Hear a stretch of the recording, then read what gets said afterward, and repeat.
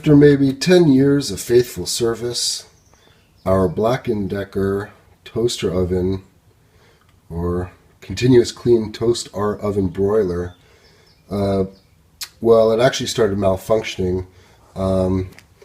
The toast button wouldn't stay depressed until you push it a few times. But finally, the top heating element just went out. So the bottom one would stay on, the top one went out. So time to get rid of this thing and get something brand new. Ta-da! I picked up this yesterday. The KitchenAid 1800 watts Convection Countertop Oven. Fancy name for a toaster oven, I guess. The main reason I was attracted to this model over all the others, and there are a lot of different ones, was the interface. I like the fact that there were some knobs, and then most importantly a start and stop button. I didn't like the idea of these timer knobs for all the other models where you turn it to the setting that you want and then it ticks down and then gives you an annoying ding when it's all over. It just seemed very imprecise, and I didn't like that style of interface. So this one, I like the way it felt on at Target where I bought this one. So let's open it up and take a look and see how it performs. Let's open it up and do a test. Maybe I'll try making a toasted bagel. Okay, so I put the box down on the floor just so I can get at it easier. A note about the cost. I did get this at Target, and it was about $250, $249.99 or something like that, which seems a little expensive, but actually when I looked on the KitchenAid website, the price they showed on the website was $3.99. So I don't know what's going on there. Either it's just a really good deal at Target, or KitchenAid is, I don't know. Anyways, if you're going to go to it, don't get it from the KitchenAid website. Try Target or another retailer. Okay, it's in there pretty good. Looks like I'm going to have to rip the whole thing out, which shouldn't be too much of a problem. Let's see if I can do this. So these foam corners they're not separate apparently. So you either have to break away the whole box or just pull out the whole thing. I guess let's pull it out. Like so. And regarding justifying spending,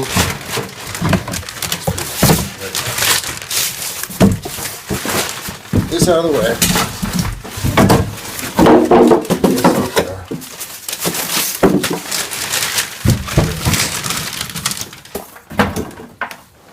Whew, that was a little bit of work.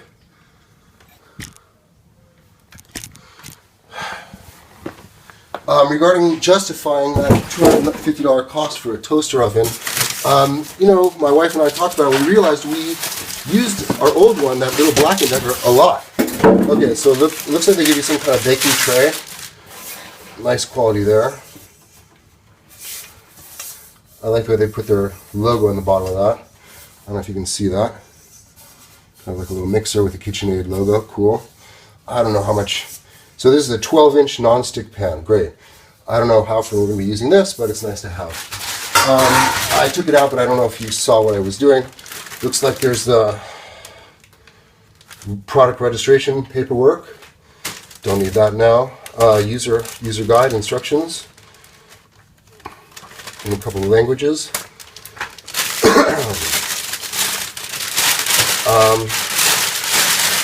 I guess this is the main grill or rack that sits, tray that sits inside the unit. We'll get to that in a minute.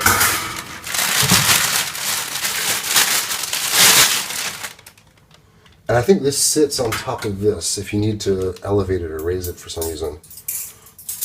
No? Am I doing this wrong? Okay, I might have to look at the instructions on how to use this one.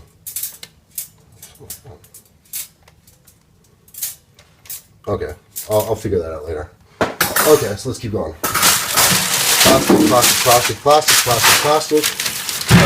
We used our old one a lot. We were trying to shove like small pizzas in there, 2 bagels at a time. So, it's a major kitchen appliance we use on a daily basis, and we figure we like to get good quality products, and that's why we chose this one, and that's why we chose to spend a little bit extra on that. All right, so let's see how this looks. Okay, I'm going to put it back on the counter and get a closer look. Okay, that's a little better. So aesthetics wise, I have to say this thing is beautiful. It's a real looker. Just from the nice stainless steel finish. There's a little plastic stuck in there or something. I'll get that out later. So that nice logo emblazoned on the side.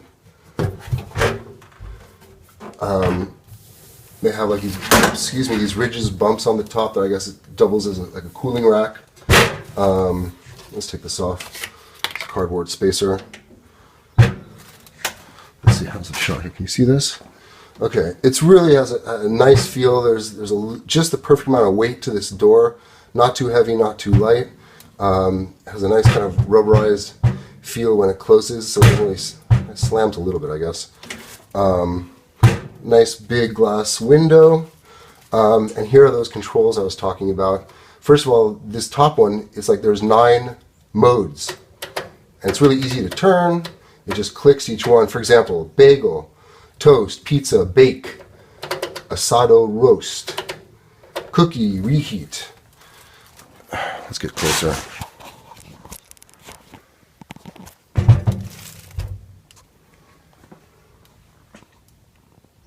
So you can see these modes: toast, pizza, bake, roast, broil, keep warm.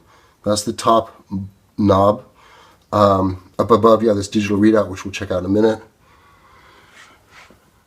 And then here's like the value selector, I guess. I mean, you can dial in your value, whether you want high or low. And it says push to select. So there's 2. So you turn the knob like this, and then push to make your selection. Kind of like a smarter style interface that I think most people are growing accustomed to. And then finally, that start and stop button, or start and cancel button. So I think the way it works is you set your mode, let's say toast, on the top knob. You set how dark or light you want it with this knob, and then when you're ready to go, you click that. And to me, that's just a better, more elegant solution. So that way, if you know you like your toast every day at a certain temperature, instead of trying to turn the knob on the other units and dial it in and waiting for a typical egg timer, this one, it's consistent each and every day. You just hit start, and you know what you're getting into. There's 2 other buttons here. One is convection, one is frozen. I'm actually not sure what those do. I have an idea, but I'll leave that for later. Let's plug it in and toast a bagel. So first I'll pull off this plastic. There we go. Next I'll put in the grill here, I guess, or the tray. Now there's 3 tray positions, and it's actually labeled here. I don't know if you can see it on the camera. 1, 2, and 3, and you can reposition the tray or grill, or whatever this thing's called, based on the type of thing you're preparing. So I think for like broiler mode, you put it up on position 1, the top. General settings for most stuff and toasting is number 2, and there's some, for large things, you put it to 3 so it can fit in like a large, I don't know, roast or something in there. Okay, so that's there on level 2. That looks good. We'll close this. I'll plug it in, and I'm not even going to read the manual. I'm just going to plug it in and see if I can figure out how to toast bread without any reading of the manual at all. Let's try. Okay, here we go. Plug it in. No. What the heck is that? I've never seen that before.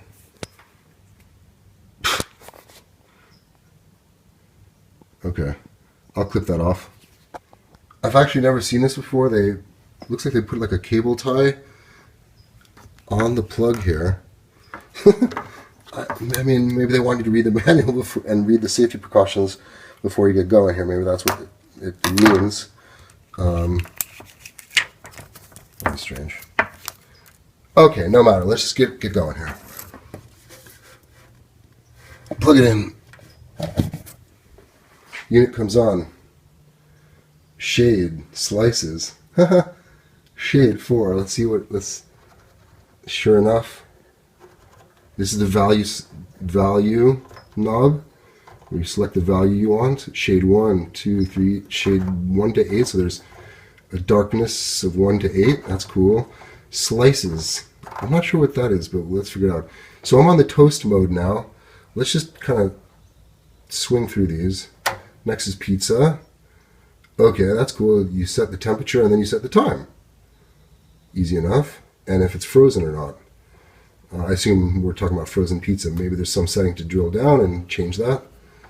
Bake. Same thing. So right now it looks like the temperature is flashing, so the adjustment knob can probably change that. Yeah. Let's go to 450. Let's pretend we're making a pizza. Okay. And to set it, let's push it's still flashing, so let's set it. Yeah, and there we go. Now we're adjusting the time. So let's say a pizza takes 10 minutes or 8 minutes if it's the non-frozen kind.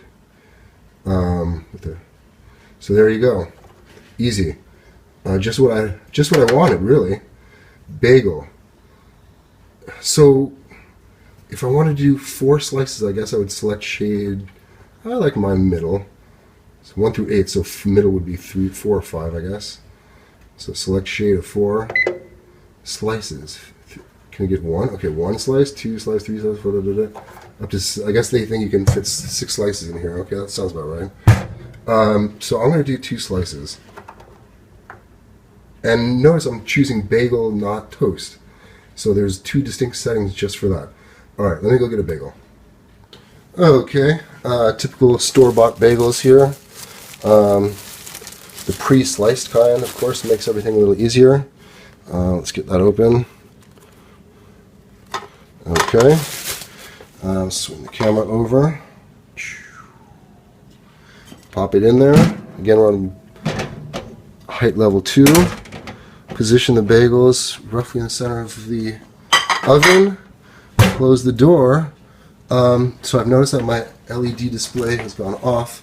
What happens if I push this? There you go. I just push this button to kind of bring it back to life. Shade 4, that's correct. Slices 2, that's correct. We're on bagel mode. Next step is just to try hitting the start button. Let's give it a shot. Okay, so there was a little alarm that sounded, and it gives you a timer countdown. I don't know, it started at 4 minutes, 10 seconds, something like that. So I guess that's representative of the shade 4, or medium darkness. Okay, I'll see you back in a little less than 4 minutes.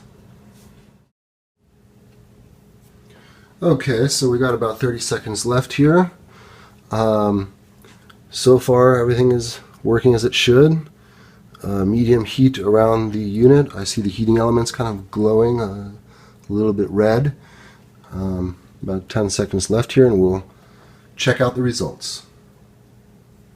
I'm getting hungry. Smells good. Something's cooking.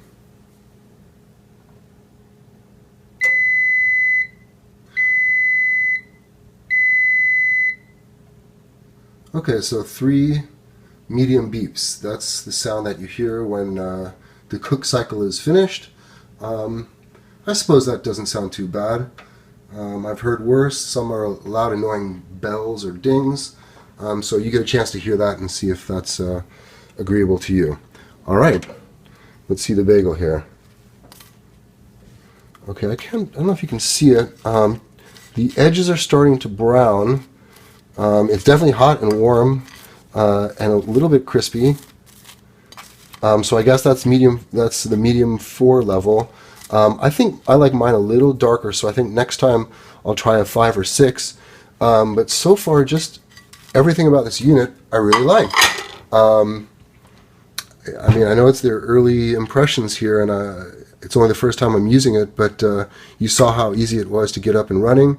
And I just have to say I like it. I look forward to reading the instructions and learning how to use all the other cool features and functions. So anyways, I hope you enjoyed this video, and be sure to subscribe for more fun and informative videos. Thanks a lot. Bye.